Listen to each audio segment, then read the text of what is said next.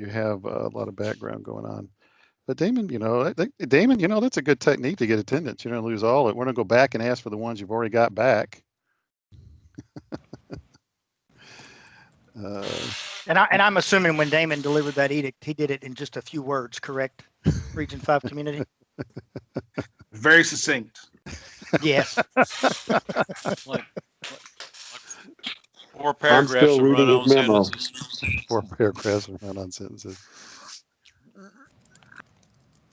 Okay. So we at 3:30? Remember, I'm without my watch today. Yes, we are, David. Okay. And I'll try to look down. So 165-ish folks that have joined us and may climb a little bit the first 5 minutes. So I appreciate it on short notice. And I wanted to spend time on, it's interesting. We could almost have one of these every day. I know how much you would look forward to that, to Uncle Couch going through this every day. But there are certain weeks that it is worth bringing them up. So there's 4 topics that I want to go over with you. I don't know if there's anything else that you all want to share. I know our field staff do a good job keeping you all up to date.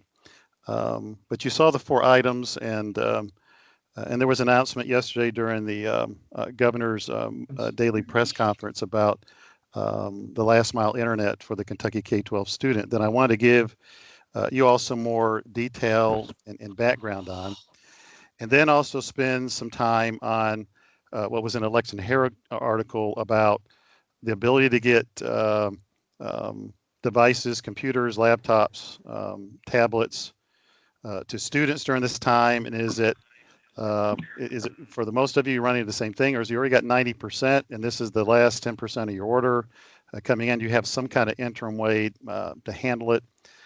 Also want to share a good discussion, and I don't know if Courtney's on here or Laura, and our meeting with the superintendents in Eastern Kentucky at the Kentucky Valley Educational Cooperative this morning, which was very helpful because before the meeting started, I find in my role, I get some of the best stuff before the meeting actually starts and after the meeting's over. Not that people don't want to say in a public setting, but it's more of a comfortable setting for them to share. And then the last item is kind of related to that. There's a news article in the Courier Journal today about some disruption of class using a virtual means. And I had a chance also to talk with my peers. Like I say, once a week, I talk with them and had a chance to run through that with them. Are they running into these same types of things to the same scale? But I'm just kind of interested in you all. Did you run into something similar that was publicized in Jefferson County?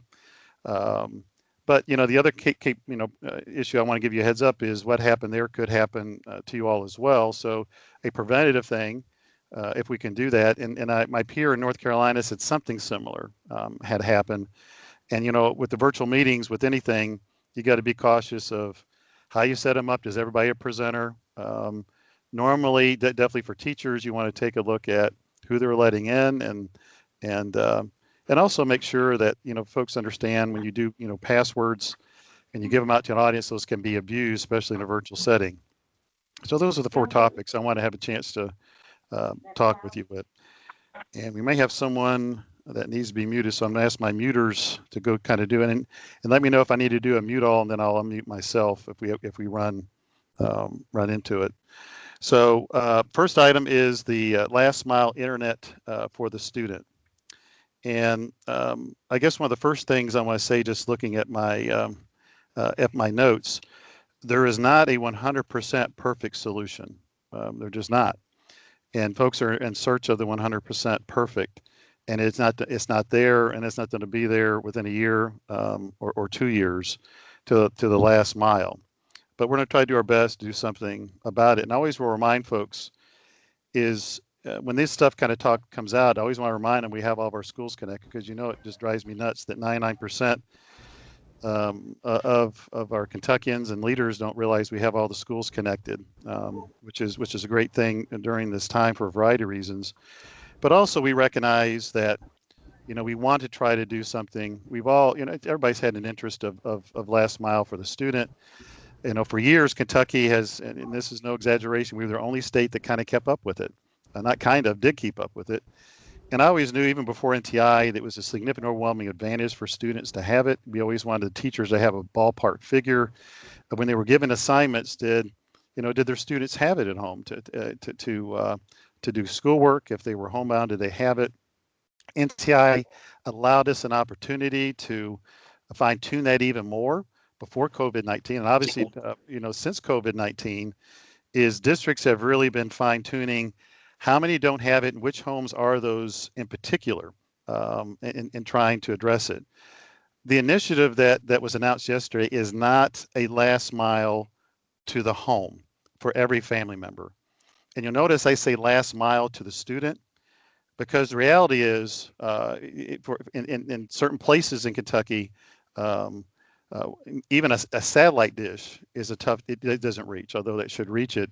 Even a hotspot will not reach it. So the student may have to walk or drive a distance to actually use the device. And these are students that may be homeless as well. They're from split families where they spend half their week with one family and half the week with the other part of the family. So you wanted something mobile, and something mobile ideally that doesn't have to cause them to come all the way to the school parking lot or within the school building to access it. That's the intent. So as my mom regularly tells me, no good deed goes unpunished. And so I know a lot of this, we're trying to do a good deed and do a good thing. And there'll definitely be, criticisms of trying to do that. But, for me, I dedicated a life over the past 25 years to be focused on giving every student a good run and go at life, kind of like my mom did in the classroom and all the teachers do. But I've recognized that we've done an incredibly successful job, within our school buildings, but also what can we do during this pandemic to try to help out. And you heard me talk about on our last webcast we have of this, that given such a incredible dependence on virtual, and we know we had 150-ish districts that have started virtual only. The remaining districts also have a virtual piece, so no one started 100% in person. And we know with high probabilities during this course of the year, even those that start in person, there'll be a high probability time that they will come back and do virtual for a part of that time until they clear quarantine and then come back to do a portion of their students in person. So this is always going to be part of the toolbox. And there's a lot of people trying to do good things and their intentions are right to try to address it. But I always want to set out there's not a 100% solution. We're not going to make 100% people happy. And this is not going to be going to the home. It's also not, for the average member of a home that they want a last mile wired to the home. This is not going to address that. Last mile wired, it may take 1, 2, 5, 10 years or never before a last mile wired comes to every Kentucky home. And always trying to, why that's ideal and always trying to push for it. The reality is that is a long way off for most and may never happen. So what are the wireless solutions that can happen to get to their home or close to their home to give them that option? This is also not an initiative for the whole home to try to drive down prices for the entire home. And that's the balance that we'll have with all this, is trying to set the exact parameters of this good thing that we're doing, what it is, and what it is not. And so the whole home issue will remain an issue. And hopefully there's other initiatives that are out there beyond this that help address, in the interim even, a solution for the whole home, or for family members that are not K-12, since this is only really focusing on K-12, is where they can go if they can't get at the house, where are places that they can go to do telework or anything else that they may need to do away from the house. So yesterday at 5:30, an RFP was released, and we'll send you that link. And the intention is to get a wide variety of last mile wireless and last mile wired providers to respond to it with agreeing to certain parameters in it. This is different than any bid I've done in 28 years. I'm going on 29 with the Department of Education, and during my 8 years of federal service. So this is a different type of bid. Typically, we write a bid spec. We're going after usually one primary vendor, but if not that, just maybe a handful. This one could actually have 10 to 15 vendors on it with the intention to get almost all of them across the finish line, which it doesn't have some of the hardcore kind of things that we've had in the past with the vendors. And this is just trying to make sure we have some solutions for every part of the state. And you hear me say it, I can almost say it 100 times, and after every sentence is we're not going to have a 100% solution. And I know I always hit, when I start out with designs, I say, well, there's this 1% thing. I'm not going to ignore it. Let's put that to the side. That's a 1% unique situation. We will circle back and try to talk about it, but I want to make sure we don't spend 95% of the time on these really unique 1% kind of things, because it clouds it, that when you get doing that, people think, well, that's a 99% broke issue versus a 1% broke. And so for this, our goal is to try to find a way to reach 99% of the students that currently don't have it. And it's not necessarily sitting in their living room. They may have to walk down to the end of the street. Like when I'm at my mom's in Johnson County, my cell phone is, I got to walk down to the end of the driveway. If I really want to get a strong signal, I can still get it in the house, in certain parts of the house. But I got to walk down to the end, and she has a last mile wire to her place. But just trying to properly set the expectations. So this is primarily for districts to buy off of. It will be optional for districts to buy off of it. This is not a thou shalt. This is a state product standard. This is not an E-rate contract, because as we know, last mile to the home is not an E-rate eligible item. It's only E-rate's only eligible to the school buildings. So this has anything to do with E-rate. The goal is to try to get the district somewhat of a way to have a legal purchasing mechanism if you don't already have it. Ideally, it drives down prices. It may not. I mean, our goal is to try to do that. We've tried to keep up with what folks are paying right now on average for a K-12 student, not the whole household. As you know, it's usually $20 for a K-12 student, and more often than not, it's for low-income students, students in low-income homes. That's what it's targeted for, as a way to try to address those instead of the whole household, and even those that have the financial means to address it. And so for the families that have the financial means, there's not to be something, a hotspot on here that will come straight to their home if it doesn't already.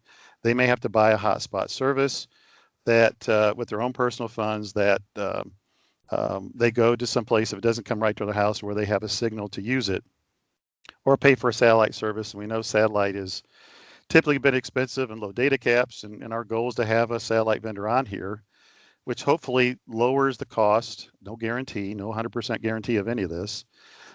For those situations, not even a hotspot can work. Now, the downside of a satellite is it's fixed. I mean, it's there, unlike the mobile hotspot that can come within a smartphone. And that's one of the solutions we're looking for. And a separate standalone hotspot, they can go anywhere, and even for the siblings, you may have one sibling that wants to study at this location, another one wants to study in another location, so you're addressing it. And a good portion of you all have already addressed this last mile for the student of low income. And so you're somewhat familiar with this and trying to make the decisions and understanding it doesn't work 100% perfect from all their living rooms. Is there a place they can go that doesn't have to have them come all the way to the school building to use it. The goals within it are to try to get, and looking at the plans, to try to bring it down to $10. We don't know if we'll be successful at all doing that. If we can get them down to 15, that's been a win. You can get more of the stuff for less cost. One of the vendors that I saw 2 weeks ago did bring it down to $10 for their last mile wired. We would hope that they would bring it for the wireless as well. And this is for low income families that are out there. So the big parts in it, and this is not 100% what's in it, is unlimited data. The goal to get 25 by 3, 25 meg down, 3 up. No 100% guarantee of that. And in a lot of situations, you can get by with a lot less than that. And we all know that in living and traveling in certain areas. That would be ideal. But in order to get 25.3, is that hotspot may need to go to a location that's not within the living room. And that's why I say last mile to the student, not last mile to the living room that they may have to go to.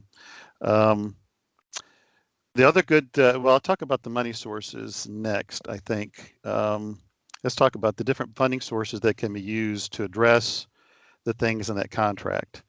So as you're aware that there's already $200 million that's been made available in CARES funds that went to districts. The districts have up to September of 2021 to spend. As you know, for those that participated in our monthly webcast, I've been asking these questions because I got to tell you, your all's responses to those poll questions has been so important and so helpful during this, because I could get a good feel of even the first question I asked last time: what percentage of your students still don't have internet access enough to do schoolwork? Because what we've been tracking this for quite some time, and we could see, based upon the data, we always said between 9 and 15%, but we always thought it was closer to that 9 to 10%, because when the districts were really, really closely looking at it, and not just, doing a swag of it. And so, a swag is a military term that stands for scientific wild ass guess. So that's when I say swag, that's what it is. But you're trying to give your best estimate for it. And we saw that around 15%. Those districts that were using a more formalized way were closer to the 9 to 10%.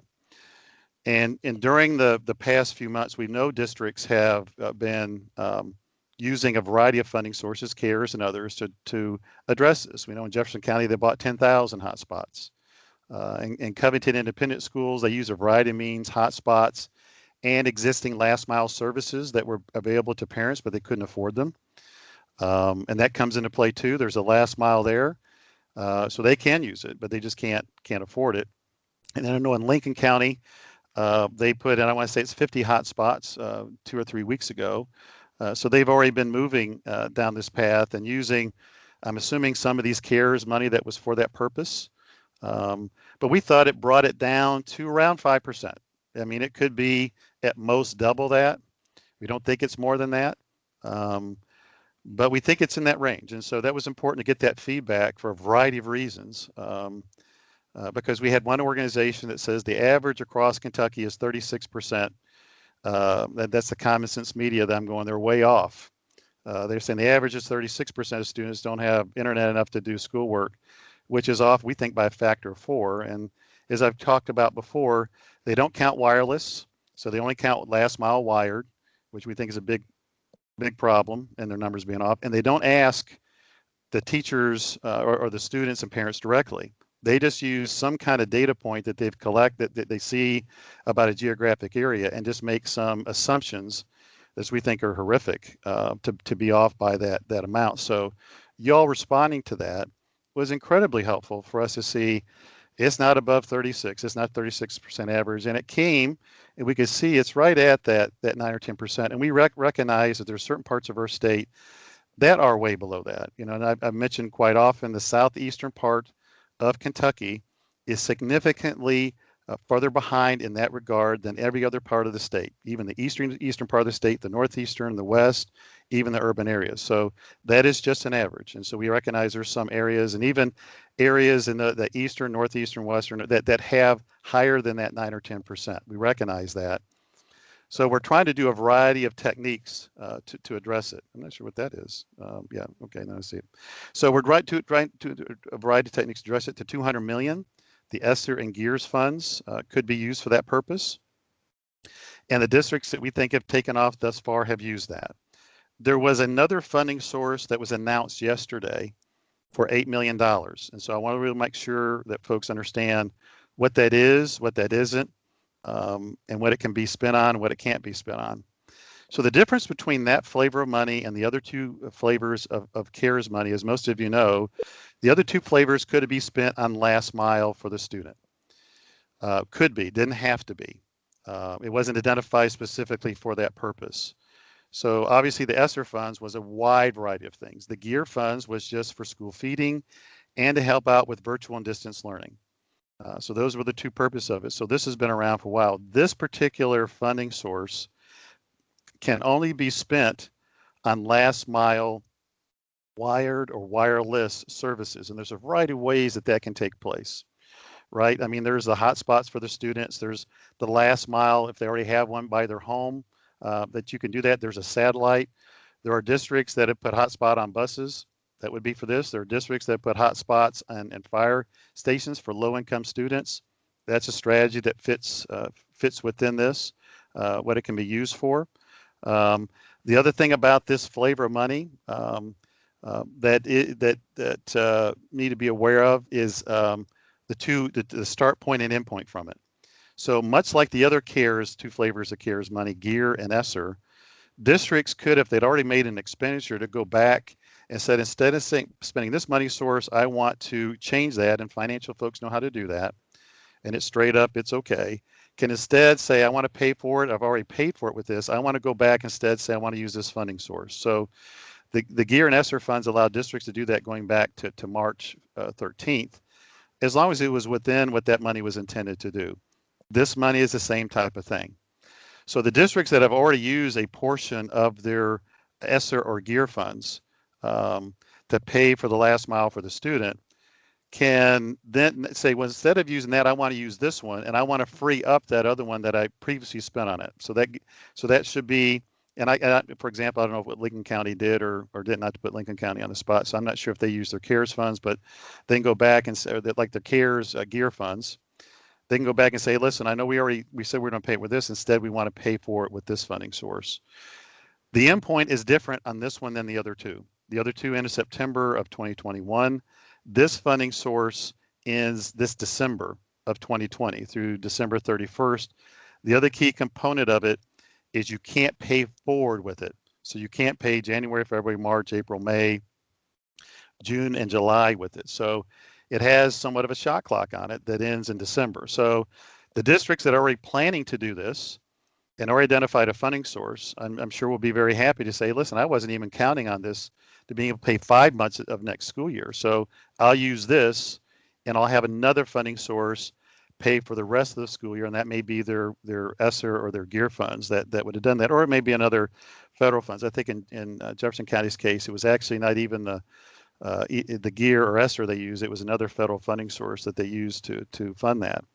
The question that, before I get to how much money does everybody get, which is definitely going to be on your mind, this is going to be following the same processes and assurances, this $8 million, as the other two flavors of money.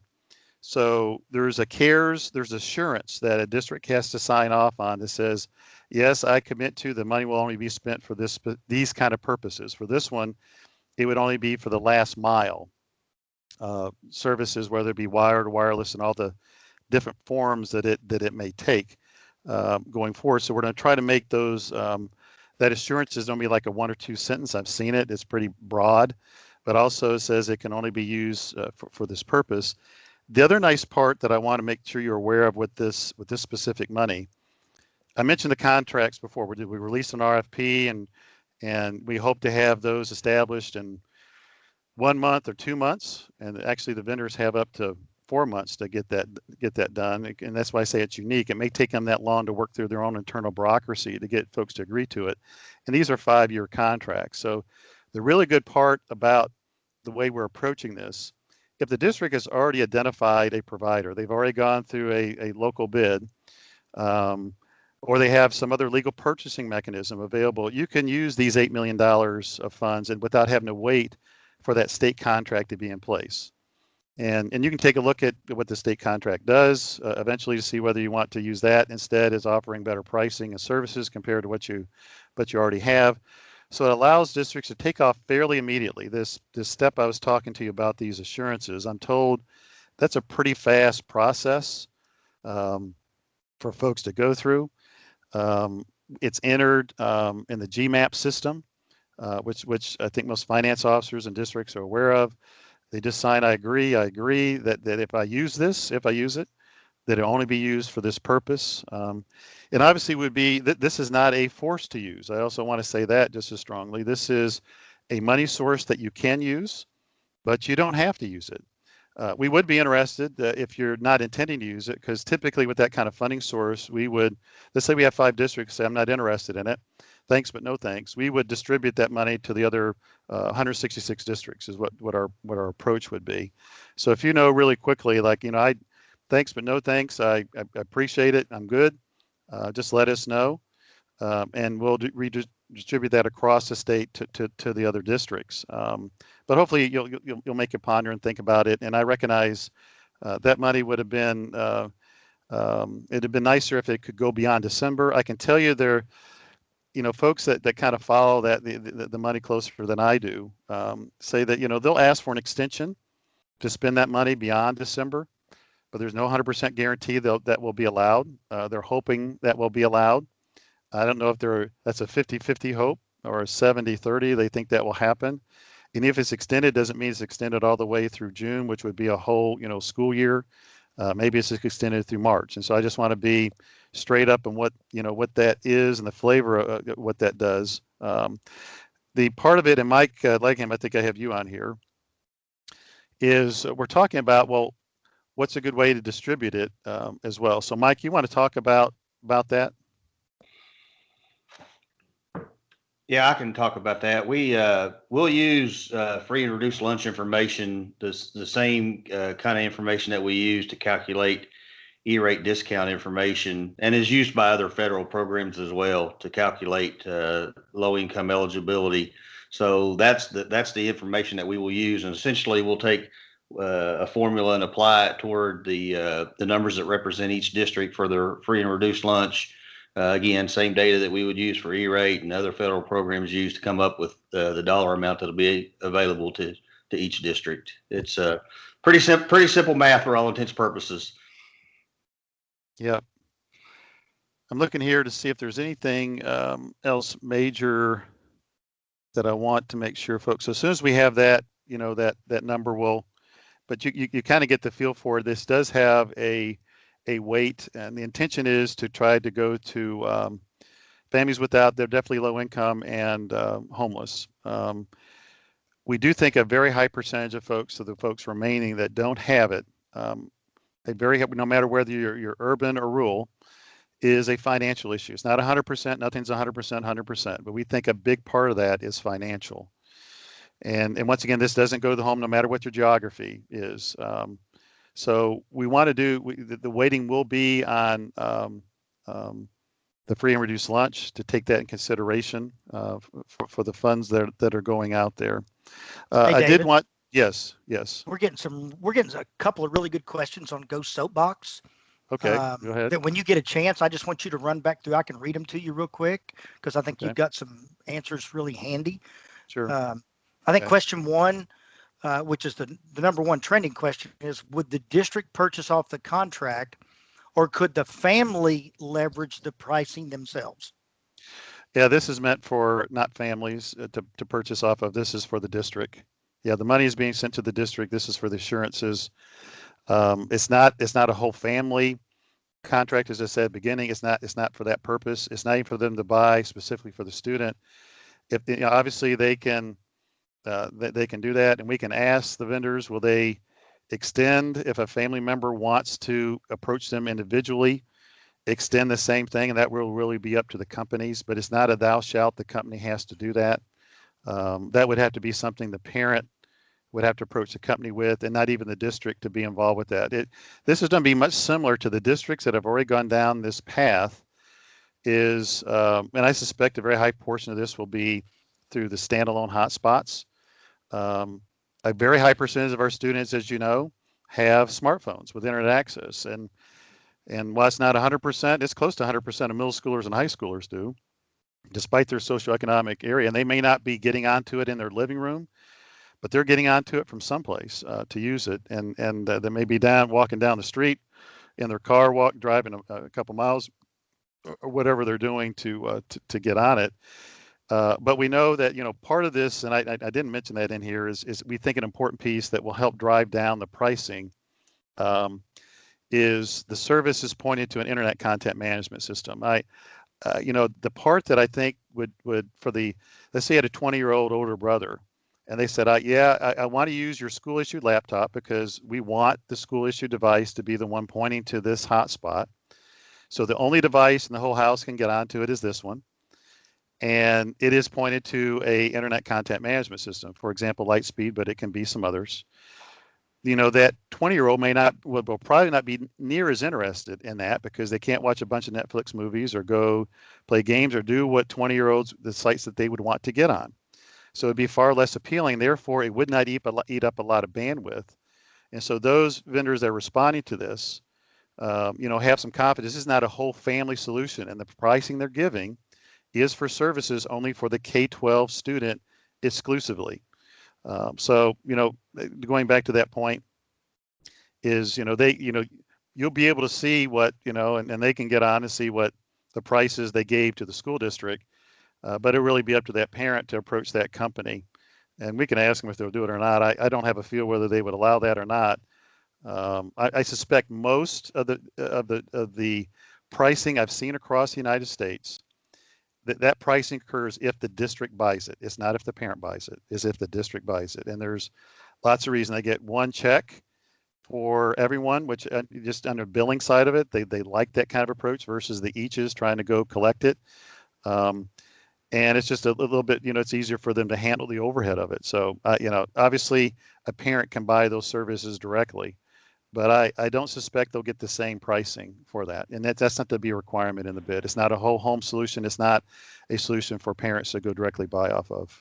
Well, and David, that's actually, when you think about it, it's pretty consistent with what other pricing models or licensing models are for public education, where, the education institution gets that education discount, but not all members of the family. That's right. So I think we've seen that quite often. Yep.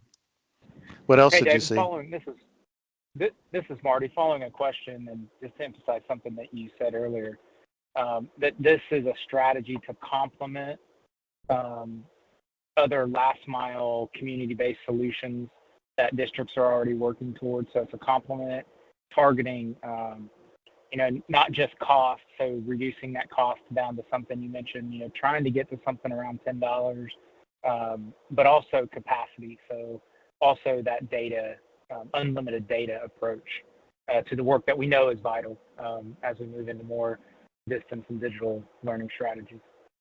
Thank you, Marty. It's to complement and supplement. Will this spark the number of districts that weren't moving down this path already? I don't know, since it's just for a half year. And understand the difficulty of getting something, say, why would I put something in for a half year and not the rest half the year? But it would address at least a half year of the virtual needs. But I understand why they would be hesitant and not to want to do it without a guarantee the money would be available the second half of the year or not having another funding source that was identified. So a good number of districts have already got some kind of strategy. This will just supplement and complement it without taking away where you've already obligated the CARES funds, the ESSER and the GEAR for something else. What else did you see on the Go Soapbox? So there's a good question out there, David. It says, do we need to tell our local co-op to apply if we are using the co-op for community access points? My gut tells me because the term community access points is there. And once again, I think you made it very clear. This is intended to serve the student. Yeah. Specifically only, the K-12 student only. It's right. Not the student and it's exclusively. So, this is really meant for, it's not, I don't know all the different branches of it. So this is not a community solution. I'm sure there are tons of other initiatives that are trying to find the whole household, whole community solution. So this is exclusively for that. And be honest with you, if you already have a financial means to pay for that service, but it's exclusively for K-12 students, you don't have to use this contract. But I want to emphasize, whatever you do, this is not a whole home solution and a whole community solution. This is exclusively for the student, and particularly low-income students that currently don't have it.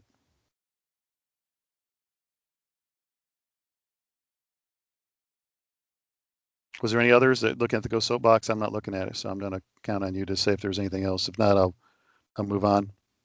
No, you keep going. There's a few more that keep popping, but we can circle back to those here, David. Okay. I do want to, there's a Lifeline program. We've always had difficulty getting, parents aware of that. It's a federal program. It's a don't know how many billions it is. This is, what we're talking about here is 200 million and 8 million. This is a billions. I don't know exactly billions, how much billions is program, but it's really meant for parents, and it can pay up to $9.25 a month of their internet costs, whether they're wired or wireless. And if not, part of that you're asking the parent piece is just to make them aware if they're already paying for a service, whether they be mainly a low income parent, is make them aware of this. Maybe if they are paying $15 a month, and there's some offers out there that are already $10 for low income, they can take advantage of that and also take advantage of this, and then it is no cost for them. So I hope we can make them better aware of it. So I'll go on to the next topic that I had, and this is a question that came David, up. Before you do that, let Yes. me say just a couple more things real quickly before you go to that. So obviously, we're working with our Office of Finance and Operations on the logistics associated to how this program will work, and it will work very similar to how other federal programs work. Districts will submit a plan, and we know we got to provide a little bit more detailed guidance about what you need to do to submit that plan. I would say that we will have that detailed information out to you as well as your finance officers by early next week, and then that we will identify a window of time for you, or at least a beginning time, and then probably a window of time for you to submit your plan, because you do have to submit a plan that will be associated with this. Now, our intention is to keep that simple. As David said, the assurances will be a big part of what you have to do in that, is to agree to those assurances and understand that those are to be followed. But I just want everybody to understand that there is more detail about the logistics of how we will operate this program and these funds that are available to go toward student internet that we know we will owe you all and need to provide to you and your finance officers. I would have to say before I go on the next one, I should say this: I'm going to count on you to educate your superintendent and the other appropriate C-level folks in your organization, chief financial officer, chief academic officer. Be honest with you, anytime we get a parent asking us about it, we're going to point them to we're trying to find out which district they are in and point them to the district to ask about it, because I'm sure they hear why there's something free out there with internet, and I'm sure you'll have to, and I'll fill those many of them I can. I've already have today. This is not a whole household thing. It's not a whole household thing. Not a whole household thing. It's not a last mile wired. Not a last mile wired. Not a last mile wired. Is not anything to reduce the whole pricing of if you already have satellite, if you already have a wireless solution hotspot or something else for the whole household. This is not what that's about. So I'll try to fill those as much as I can, but I'm sure you'll have well-intended folks that will contact you. So we will be pointing them to you if we get those from the parent in the area, because you're going to have a better feel for it. And we know you already have a good feel for the kids that have it and don't have it. Are they from low income or not? I know you have a good feel for that as well through this process. Not 100%, but a good feel for it. I wanted to go on to the next topic, which is, and Chuck, just let me know if you're looking at something we need to circle back to. Article that came out in Lexington Herald yesterday, and it was about, I think, Fayette County schools, not county schools. And I know a lot of the CARES money, and this lines up with the question that we ask about what your intentions are to spend the CARES money on.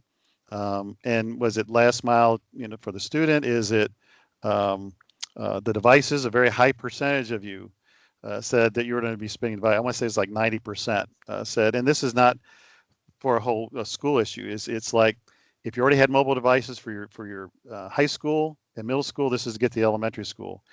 If you had a lot of desktop computers in a lab, in a library, or in your younger grades K through 3, it's to quickly get something mobile to take their place, so you really truly have a one-to-one. Just reading the articles, I can recall is a very high percentage of Fayette counties was in, and then they had a way to deal with it in the interim. It sounded like Knott County did as well. And I talked to my peers in other states, and everyone's in a delay of trying to get these devices if they didn't order them back in May, and they just tried to in June and July. So just you can Google as well as I can, Lexington Herald article. Valerie Spears, I think, is the one that wrote it. She does a lot of good work, for education. I think it gave a perspective, just saying, can they do this kind of thing? So, any comments you have? Are you all running into that? Is it a 99% broke? Is it a 20% to go? Is this a 911 issue across the state? I'm just kind of curious to know, because in leadership position, whether you're at a district level or a state level or even school, when you hear complaints, you're trying to feel, is this 99% broke for 99%, 1% broke for 1%, and not that you ignore the 1% broke for 1%, but it's different than it's 99% broke for 99%. Then you really do have, a 911 issue. So I've not heard, and our field staff can speak up too, as if this is, that Lexington Herald article is the same thing across state, and it's happening, but it's not a crisis situation. I mean, just listening into the KVEC meeting, which KVEC is the Kentucky Valley Educational Cooperative, has 25 to 30 superintendents in it. I could hear them talking about specifically, and Courtney DeRoss, I know you were part of that, and Laura Raganas, I know you were listening, and I think before the meeting started we're ordering, but we're already in really good shape. We have a way to deal with that in the interim. Is that the normal way, or is it really 911? It's a crisis across the state? And this is where somebody else gets to speak or give me a feel for it. Hello, am I still on here? David, specifically, Yes, you're asking you're fine, David. about the backlog or back order of devices that we're trying, our school district's trying to get a hold of, and if we're having trouble getting them shipped. Correct? Yeah, and what percentage of problem is that? Not saying are they shipped. I'm sure, and my staff knows I'm having some, most, or many. That's usually meaningless to me. I'm always going to ask you to estimate a percentage of some, most, or many. So is this this is a 20% problem, a 10% problem? This is a 70% problem? Just try to give me a feel for the average district, what this is. And our field staff, any one of you can step up and say, I'm going to give it a swag. You've heard the definition of swag, so I'm not going to hold you to it.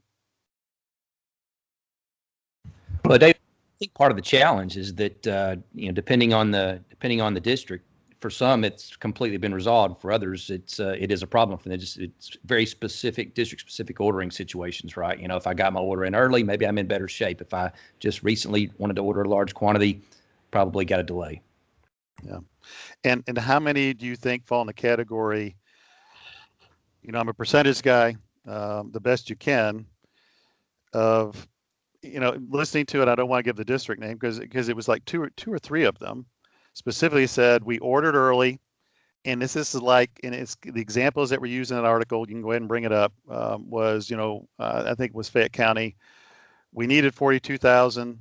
We have 30,000 already. We have an interim way to address it. It was something like that. Whereas they have an interim way. Maybe it's these older laptops. It's not a newer tablet, but they have a way to limp along, or they're issuing, these desktops, which is not, ideal, but they're issuing the desktops, the interim, gap fix until they get them in. So anyone else can help me out with it. Is it 99% broke for 99%? Is it 10% to go, or you're like in a situation for the most part, the average is 10% to go, 50% to go? Just anyone. We have all the districts on here, right? And my mic's working. Hello? Yes, your mic is working, David. Okay. It's working. For us, it's just a very few, not even 10%. Yeah. Okay. That helped. That's helpful. And I think that's what we're trying to give, because, I know you did with this, with the media and other sources, and even decision makers, they hear something and they jump to 99% broke for 99%, or in the case for our case for Internet for Schools, nearly 99% don't have it. So I always got to try to say we're not 100% perfect, but I always try to say, here's what I think is the gap that we have yet to go. That is, it makes it doable versus we're at a complete standstill. David, we're getting some really good comments in the chat. It looks like Bob Moore, basically, I think they're working with the vendor to ship in smaller increments as they become available. So they're busting the big orders up. Rhonda Thompson, they're short about 120, but they're issuing older iPads for kindergarten students to fill that gap. Robbie down in Warren County says it's a 10% issue. You've just got a lot of folks that are getting creative, okay, about how they deal with that 5 to 10% issue right now. Yeah, and in Floyd County, Denise, your superintendent, is one of the ones that said we're good, and he complimented the technology staff. He did that in front of everyone. So, so just want to do that. So that is helpful when you give kind of percentages for just not numbers. So that helps in what you're doing in the interim. And it helps you with the leaders and all the folks I got to deal with. Well, and you're getting lots of feedback. As Chuck said, you're getting people that are giving their now. specific situation. I've had some texts as well. I know that unfortunately, what one or two vendors may do is that they will assure you the devices will arrive on X date, and as X date approaches, that date gets shifted, and so that's been a challenge, obviously, for several folks as well. So, Randy Bailey and Letcher, you say you will receive 100,000. That's good. That's immediate. I can't tell how big that is. Is that 1,000 out of the 1,000 that you needed, or is that 1,000 out of the 1,200 you needed to address it? So just if you could just comment there. Once again, as my staff knows, I wear them out. I'm a percentage guy, and I always want to get a feel for when you see a number. Is that a good number, or is that a bad number? Just when you give a number, and they know better than you, some, many, or most, because I'm going to drill down with them of how many do you estimate is some, many, or most? Right. And David, don't get me wrong. As Jody mentioned earlier, you've got a few districts out there that are still waiting on, 1,000, 1,500. Okay. So yeah, once again, depending on the district. Okay. Some of them are significantly impacted by it, and others it's a small impact. Yeah, I know. With under 71, we're going to have this range. So I'm just trying to give a feeling of, where we're at overall as a state. As you know, I tried to give an overall thing that this is not a 90% thing broke overall in the state. We know there's X percent that are going to be much worse than that, and X percent much less than that. And it always goes back to the internet access to the home, what I, dealing with all the years of trying to get that down, that it's not a 90% broke issue. Okay, that's helpful. The next topic is I want to hit on is the and Courtney. I know you were listening in longer. I was on the KD meeting, maternal meeting, not the all KD meeting, and you were able to listen to that discussion. And is Courtney on here? I didn't look. Is Courtney? Yeah, I'm here. Okay, I'm Courtney, can you share what you heard in that meeting? You think would be helpful for this group to hear? In regards to anything specific, I know that. Well, you heard him talking about the issues of beginning school and especially the digital part of that, of trying to order this. I'm trying to address this. We're trying to work with our teachers. You don't have to go 7 straight hours. Those kind of discussions that were part of that pre-meeting and even came up during it. And for sure, I know that addressing the fact that taking care of your teachers and letting them know that, and Laura did a good job too, just discussing that and communicating that all teachers need to know being in front of a camera all day is not fun, but for the student, keeping that in mind, that it's not a good learning experience. And I think sometimes when we talk about the perception of the public, we keep that in mind, and sometimes we think that that's the expectation, but letting them know that there's different ways around that. So offering videos, we throw around, asynchronous and synchronous, but really giving them examples will help. And I think the superintendents are leaning on each other, but having you all voice, that you are aware of what good instruction is too, and bringing in your digital learning coaches, I think that's helping them see that this is about the experience for the student, not just the technology. I thought that was a good discussion the superintendents had. Yeah, of course I like it because it's all about digital, really, that they're talking about as they're talking about the different strategies of open school. And I found it interesting. And this is the role that we do ask you as a C-level position to talk with your chief academic officers with, and other is even though you can do something doesn't mean you should. So even though something is technically possible, doesn't mean you should do it. So even if we're technically possible, be able to blast out from every classroom, every teacher, 7 straight hours a day, doesn't mean you should. And the part that I heard is that the most difficult part they're having with teachers is this concept of maybe you just got to open it up, and for the first 5 minutes, 7 minutes, you're talking to them. They go off and do work, and then maybe at the 5 minutes toward the end, you circle back. It's not 7 straight hours of sitting there and just receiving it. I found that discussion really encouraging, and I know Laura joined that with those 25 superintendents, and that reinforced a lot, Courtney, what you had covered with them previously, and going over with them, which I appreciate. You can't hear that stuff enough, and over and over, but we were able to reinforce it. It's gotten more real. As we had a former staff member at KD that used to say, it doesn't matter till it matters. And which I find true, as you try to get stuff on people's radar screen and not really paying attention till it really matters. And then I think it really matters to a very high percentage of them now. So I was encouraged about it. And they did talk about these orderings. And so the numbers that you're sharing with me are consistent with what I hear. It wasn't a 90% broke issue. It was, on average, I would say it's not 100%, but looks like a 10%. 15% still waiting on it. And even then you're ranging from interim kind of solutions. And I was kind of taking a look down those interim solutions. You're reviving some of these older ones and bringing them back to life with some students, helping out, which I think is a great story in itself. But I was encouraged, and I do think this will help us in the long run with superintendents about being much more in tune with the digital world and instruction. And we all know we would much rather people be face to face. All that, that goes without saying. For my family members or teachers, one's a kindergarten teacher, one's a third grade teacher. Obviously, they're used to being, seeing those faces and reacting, being right there with them. And those grades are tougher to teach 100% virtually than a high school course. Obviously, we know that. And there are certain situations to where we know an alternative setting to where a student, they don't work well in a classroom, and they can do virtual all the time, and they do that. And it's nice that we have an option that's available for them. But I do hope this stays in their toolbox somewhat for the homebound student. Is a teacher that's teaching the live class is also teaching a homebound student. I hope that they've gotten used to that and understanding that. And even the student that, that for whatever reason the typical classroom doesn't work well, there's a way to address them as well, that they feel very, very much engaged. So I would say that's the plus side of it. Anything else, Laura and Courtney, that we heard from the superintendents that would be helpful, and those 25 and the other folks there that would be helpful in the discussion before we hit the last point?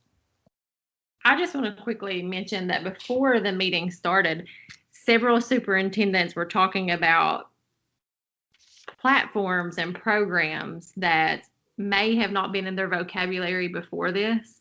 And it was really nice to see them talk about students getting feedback from teachers through Nearpod and different platforms and programs that normally may not be a part of a superintendent discussion, and people asking for, hey, can you send me that link?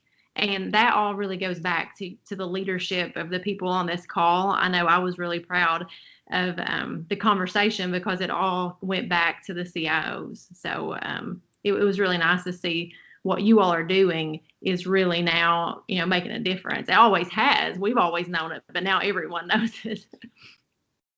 So last time I have is an article today's Courier Journal, and I don't want to be too critical media. That they bring things to light that need to be brought to light, and so they serve a good purpose. But the criticism I would always have with media and people that know me well is this a 1% story or is it a 99% story? And do they really portray to folks that this is a really unique, it's happened, but this is really 1%. This is not 99%. And instead portraying it as, well, this is the norm. And I'll just speak of my aggravation of a lot of times the way Kentuckians are portrayed, and they'll find somebody in a certain situation and give them the implementation. Everybody's in that situation as if it's not happening in every other state in the United States, which just bothers me to absolutely no end of them trying to portray that as if, especially, I've dealt with writers from New York. They want to pick a certain situation, certain person, and interpolate that as that's the entire state. And by the way, their state doesn't run into the same exact thing, which they do. But I always, but they bring things to light, and they bring things to light that'll get folks' attention. So I don't want to bang on it too hard.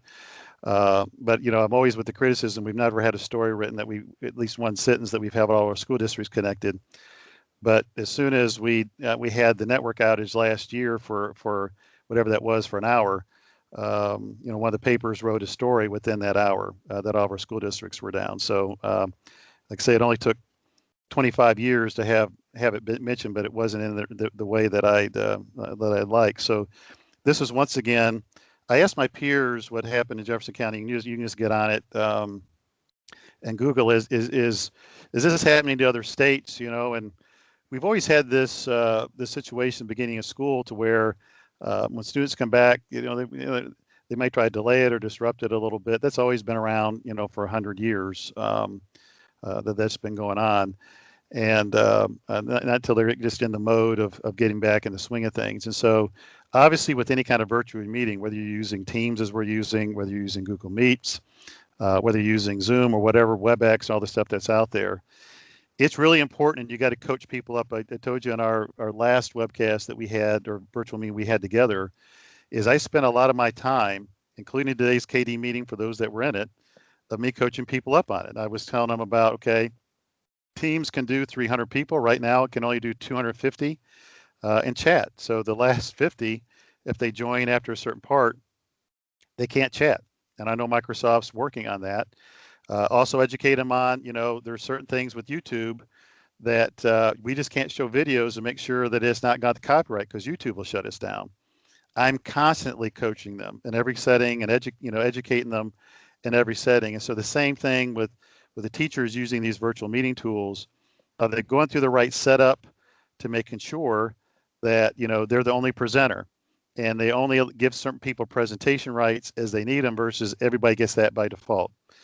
Are they setting it up so there's some kind of screening process of who comes into their classroom versus anybody can come in the classroom, especially if it's just from a phone number and you really can't tell who that phone number is. As you know, all the invites I send out, I don't send out the phone number because those are the ones always keeping an eyeball. And I know there's these 1% unique situations. Somebody's driving, they can't be at it. They can just watch a copy of it because those are the ones that they feel they can't be tracked easily. And even though his phone number doesn't mean it's a real phone number to anybody, those are the ones you got to watch out for, them just blasting something or saying something during a meeting. But also just how you handle passwords in particular. Well-meaning folks, you just put it out, kind of a public place about, hey, students, and I know this from my peer in another state, who's had this happen, same thing happened to him in North Carolina.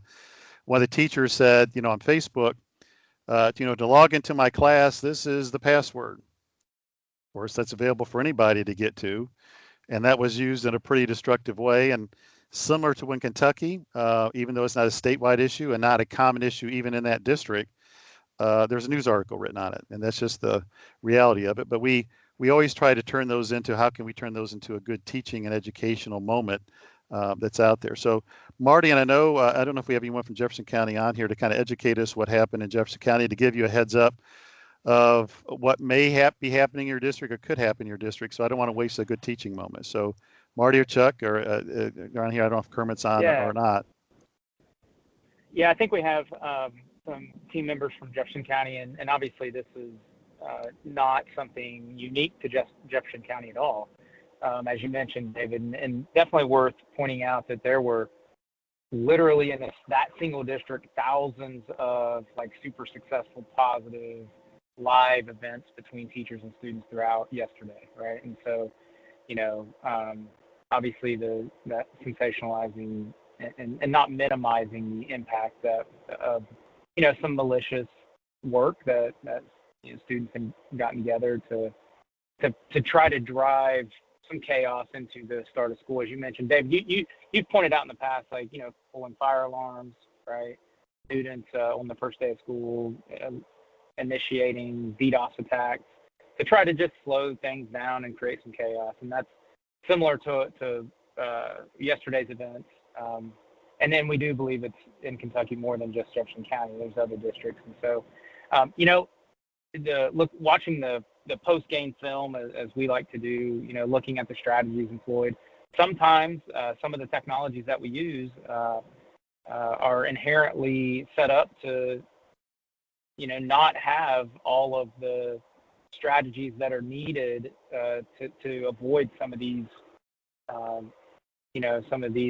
scenarios and situations. And so the extreme situations from yesterday were, teachers in most cases did all the right things that were coached to do, and the features themselves permitted anyone joining because there was concerted effort by students to try to create chaos. And so as we always do, we watch the post-game film, we review it, we understand what the strategy that we're after, and if we need to pivot to some new strategies, that's what we're after, and we're all helping each other do that. And so I think, David, what I would just submit is there's certainly, no matter what the scenario, there's behavioral things that are not just tied to technologies, right?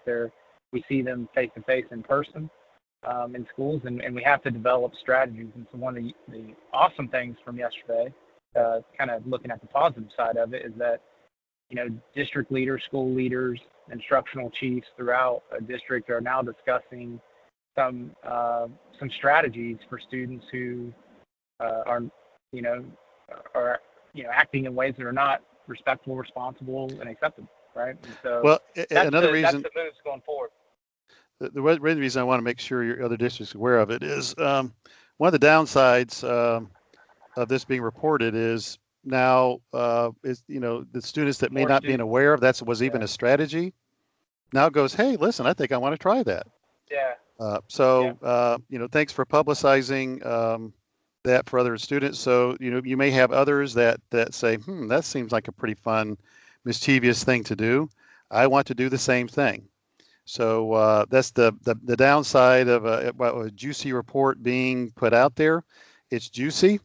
But then what it's done, it's used in a very destructive way by folks that didn't even realize they could do something to start doing it.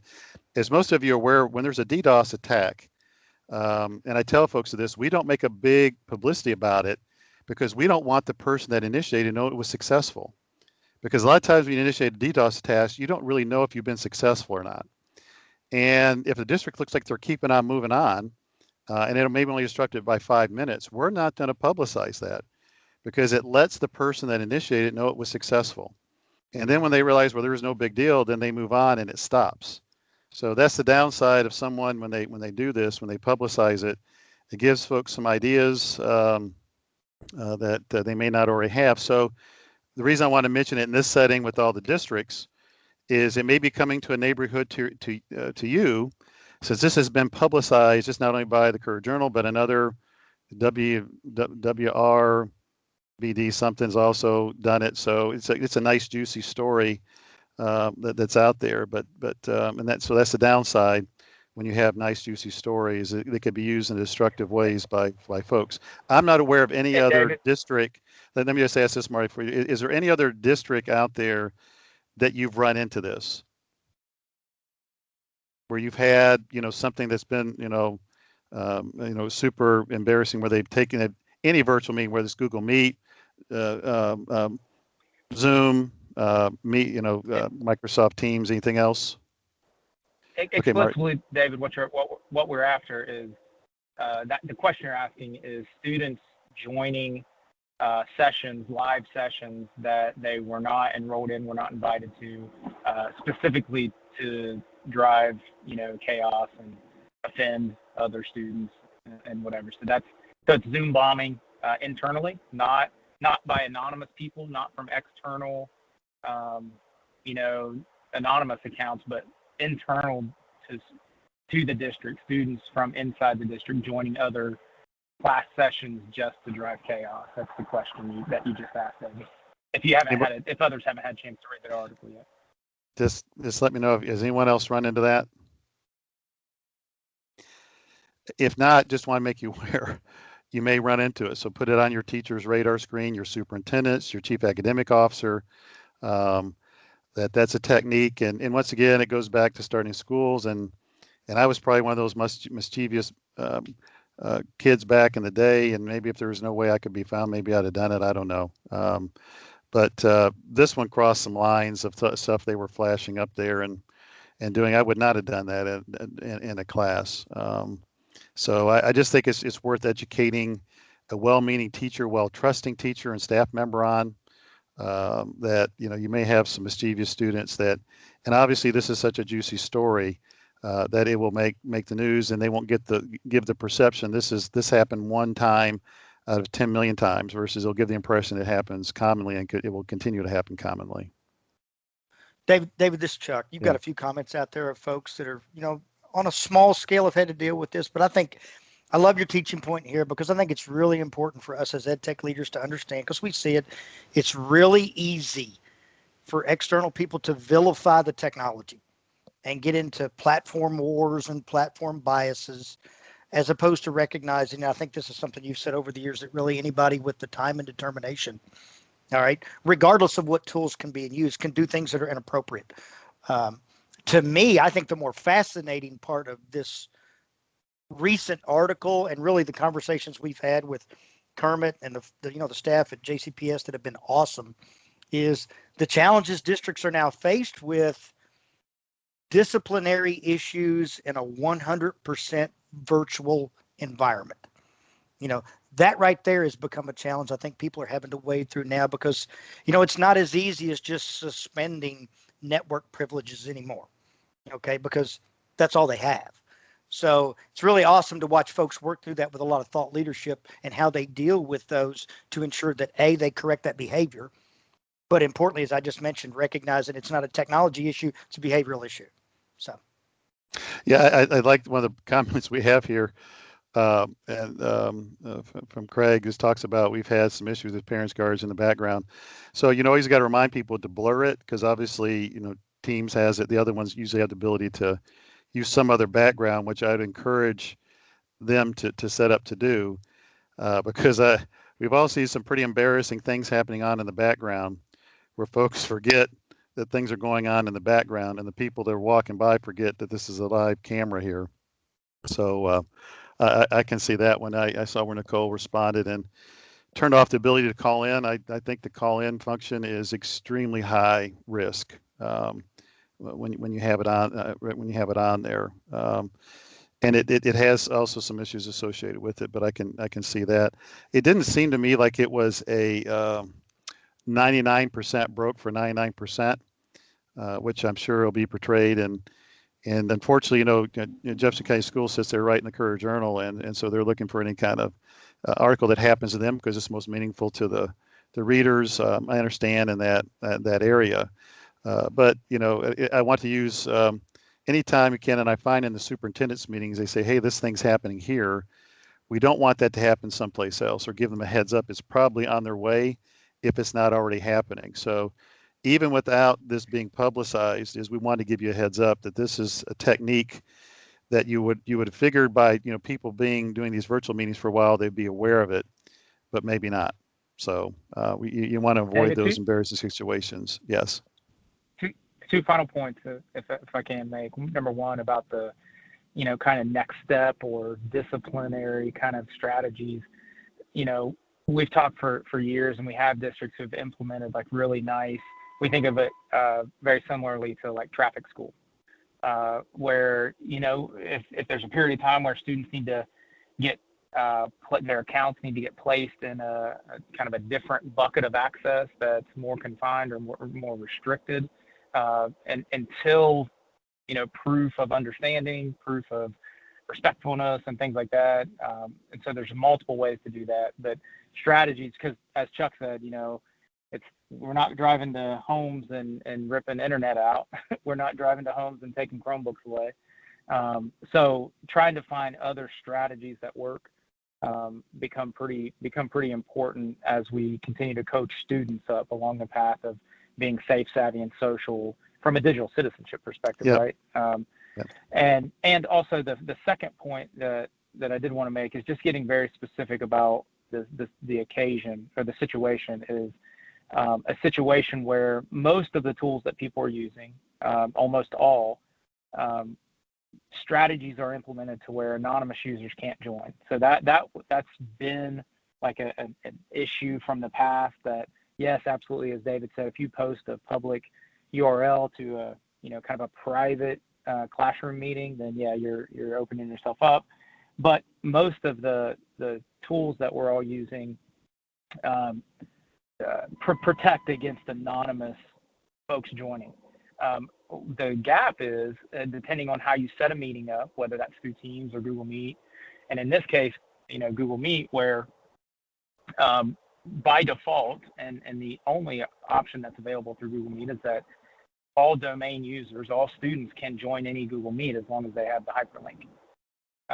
So that's the specific situation that occurs, and so that has occurred, and that has caused some of the chaos that you read in the article, and teachers are now trying to get back and trying to get comfortable with engaging in live meetings again after having whole classes taken over by organized efforts. So I just wanted to be very specific and about that actual scenario, David. Blake, I'll take your question. Let me just make a point here to Marty's is, of course, the article reporter always wants to know, well, what guidance is KVEC giving out of that? So the digital citizenship and accepted use policy is these students know better. And even the student code of conduct, that district that students signed should have known better that this crossed a line. But those are guides we put out there. Also with our NTI guidance, we give a lot of guidance about how to do virtual meetings in there, along with all the strategies, that the instructional strategies are out there. Blake, you had a question. Go ahead. Yeah, I just wanted to chime in quickly. We actually had this happen last year at the end of the year in April, and that the teacher handled it really well, had been trained. She kicked the person out of the class. A student had shared the password with someone outside of our district for a Zoom meeting. And so it's just like anything else when we talk about cyberbullying. The technology is just the method. It's just the tool that they're using. It's really just an issue, a behavioral issue, like Chuck was saying. And most things are. That's why we have the digital citizenship and the AUP is, and we've always stressed it, is try not to find a technology solution for a behavioral issue. You want to limit it as much as possible, but treat these as behavioral issues, and those are for sure. Bruce, I'm trying to look what you were talking about here. Yep, I think Bruce in the chat gives some good recommendations there. So I do want to circle back. I know I've gone past 4:30, which I apologize for. The things that came up in Go Soapbox questions I didn't see. Are there any of those I need to circle back to answer?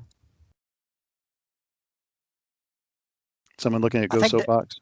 Yeah, I think we've done a pretty good job, David, of responding to most of the questions that were out there. Okay. So.